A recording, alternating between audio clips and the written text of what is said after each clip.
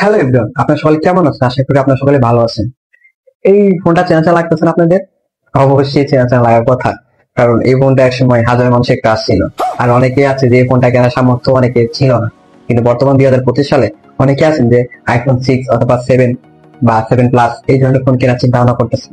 তার আগে বলি, ধৈর্য ধরেন ভাই, একটু থামেন। 2025 সালে এসে এই ফোনটা কেনাটা কতটা আপনার জন্য বেটার হবে, এই ভিডিওটি না দেখলে আপনারা বুঝতে পারবেন না। সো হ্যালো এভরিওয়ান, আমি জান মোহাম্মদ, আমি আপনাদের সাথে আছি। ভিডিওটি সম্পূর্ণ দেখার অনুরোধ রইল। ভিডিওটি সম্পূর্ণ দেখলে আপনারা বুঝতে পারবেন যে 2025 সালে এসে এই ফোনটা কেনা আদৌ ঠিক হবে কিনা। তাহলে চলুন প্রথমে বলা যাক যে এই ফোনটা বর্তমান সময়ে মার্কেটে কত টাকা হলে পাওয়া যায়।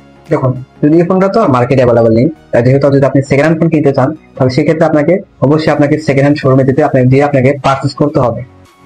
তো আপনাকে পারচেস করতে হলে অবশ্যই আপনাকে এই আইফোন 6 যদি কেনেন, সেক্ষেত্রে আপনাকে 10 থেকে 12 হাজার টাকা ডমিনেশন করতে হবে, তাহলে অবশ্যই মালটা আপনি পারচেস করতে পারবেন। কিন্তু এই ফোনটা আপনার জন্য কতটা বেটার হবে এই বিষয়ে নিয়ে আলাপ আলোচনা করা যাক। দেখুন, প্রথমত এই ফোনটা অনেক আগের পুরাতন। দেখুন, এই ফোনটা যথেষ্ট পরিমাণ ব্যাটারি আপনি পান। যদি আপনি 100% হেলথ ব্যাটারি ফোন দিয়ে আপনি কেনেন, আই হোপ এই ফোনটা 3 ঘন্টা ব্যাকআপ পাবেন না, 2 ঘন্টা 2.5 ঘন্টার মধ্যে ব্যাটারি ফুল চার্জ শেষ হয়ে যাবে। এখন দ্বিতীয়ত হচ্ছে, এই ফোনটাতে আপনি সিস্টেম আপগ্রেড পাবেন না, কারণ বর্তমান সময়ে 11, 12 pro, 30 pro max, 16 pro max এগুলো ফোনে যে আপগ্রেড চলতেছে, এই ফোনে তো আপগ্রেড পাবেন না।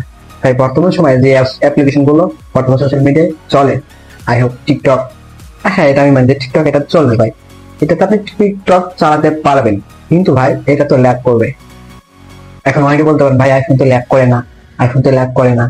বা এটা 100% ল্যাগ করে, আমি ব্যবহার করতেছি, আমি বুঝতেছি যে এই ফোনটা ল্যাগ করে কিনা। তাই এই ফোনটা যখন আপনি টিকটকে যাবেন তো প্রচুর পরিমাণ ল্যাগ করবে, আপনার মাথা নষ্ট হয়ে যাবে। এখন দ্বিতীয়ত কথা হচ্ছে, এই ফোনটাতে আপনি ইউটিউব চালাতে পারবেন না ভাই, আপনি ইউটিউব চালাতে পারবেন না। যারা ব্যবহার করতেছে তারা অবশ্যই বুঝতেছে, কিন্তু আপনি যদি ভেবে থাকেন যে ফোন দিয়ে আমি ইউটিউব চালাবো না, তাহলে আপনার জন্য সমস্যা নেই। তৃতীয়ত, এই ফোন দিয়ে ইউটিউব চলবে না, ইনস্টাগ্রাম চলবে না, আপনার হোয়াটসঅ্যাপ চলবে না, আর অন্য যেগুলো সোশ্যাল মিডিয়া বর্তমান চলতেছে এগুলো চালাতে পারবেন না। তার বুঝতে পারতেছেন যে আপনি 10-12 হাজার টাকা দিয়ে এই ফোন পারচেস করে যদি এগুলো না চলে, তাহলে ফোন কিনে কি হবে? সেটা এতে প্রশ্ন ভাই, যে এখন মানুষ অনেকে আছে পাগল, অথবা ছোট ভাই ব্রাদার আছেন যারা এই ফোন গুলো কিনতে চান, তারা কিনবেন না।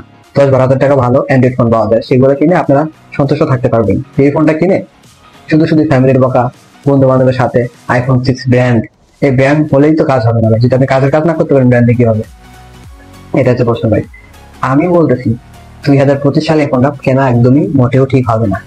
আই মিন 6s, 6 প্লাস এবং 7 প্লাস এগুলো ফোন আপনি পারচেস করবেন না। যদি আপনি বলেন যে ভাই আমার শুধু সেল ফোনটা লাগবে কথা বলার জন্য, অথবা হালকা পাতলা ছবি তোলার জন্য, হ্যাঁ এই ফোনগুলো ছবি তোলার জন্য, কথাবার্তা বলার জন্য পারফেক্ট, তার বাইরে কিছু করতে পারবেন না।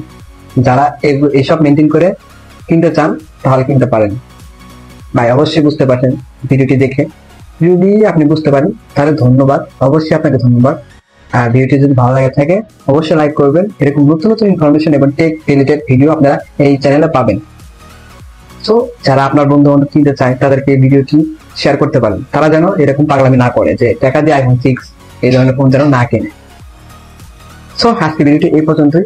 ভিডিওটি ভালো লাগলে লাইক করবেন, চ্যানেল নতুন সাবস্ক্রাইব করবেন। দেখা হবে নেক্সট কোনো ভিডিওতে। ততক্ষণ ভালো থাকেন, সুস্থ থাকেন, আল্লাহ হাফেজ।